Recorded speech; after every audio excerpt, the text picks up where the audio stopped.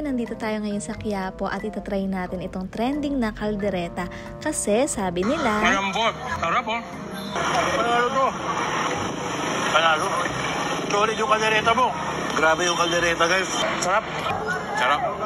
Bagay na bagay yung yung sauce ng kaldereta sa sa chowpan. Ang sarap! Grabe sarap!